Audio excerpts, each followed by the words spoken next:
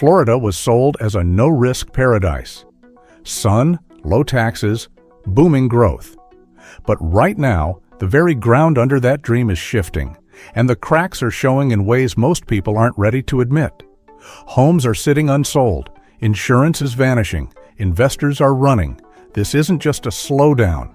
This could be the beginning of the largest housing collapse Florida has ever faced. The boom that looked like forever. In 2021, South Florida became the finish line of America's Great Migration. Nearly 330,000 new residents poured in that year alone. Miami-Dade, Broward, and Palm Beach counties exploded with demand. In the West, Tampa's population surged. In the center, Orlando's sprawl crept further out. Prices soared.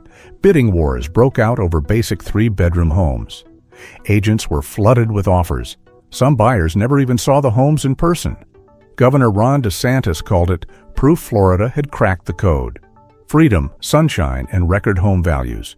Median prices in places like Miami-Dade jumped over 17% in just 1 year, climbing toward $550,000.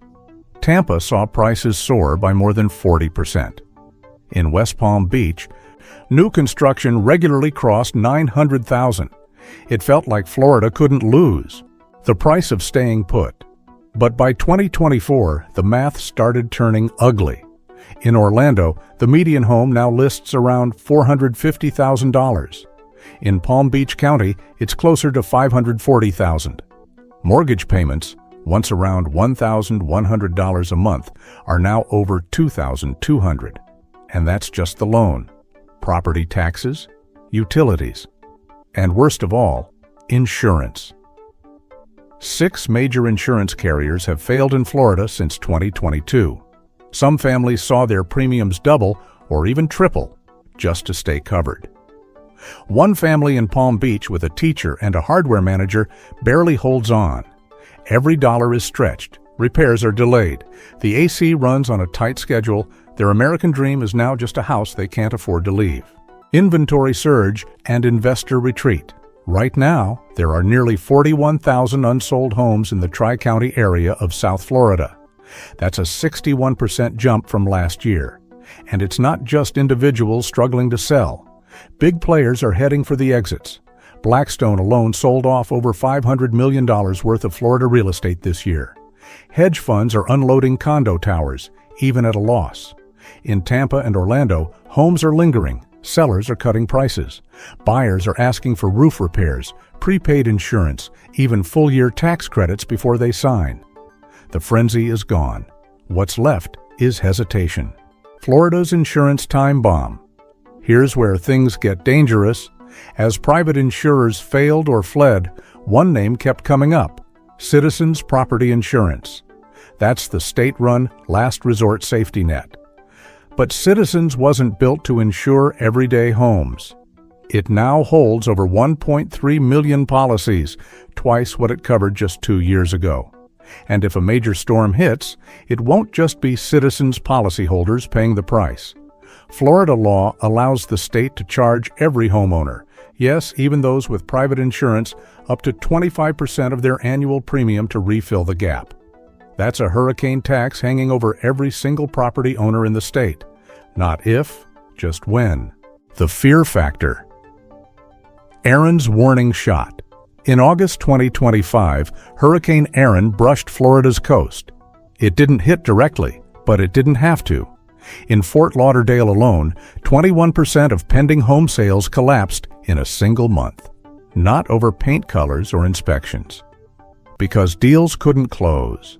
Insurance quotes vanished. Lenders froze funding. Some buyers got phone calls mid-closing. Insurance pulled, deal canceled.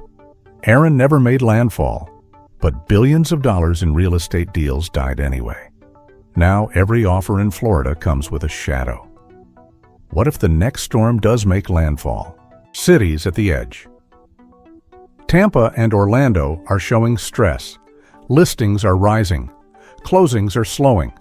Sellers who expected last year's price are slashing $20,000, $50,000, even $100,000 to get noticed.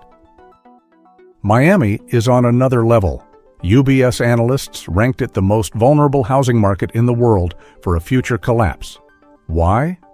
Too much speculation, too many condos, too many cash-flush investors who were never planning to stay. Newer homes built after 2002 are holding up better.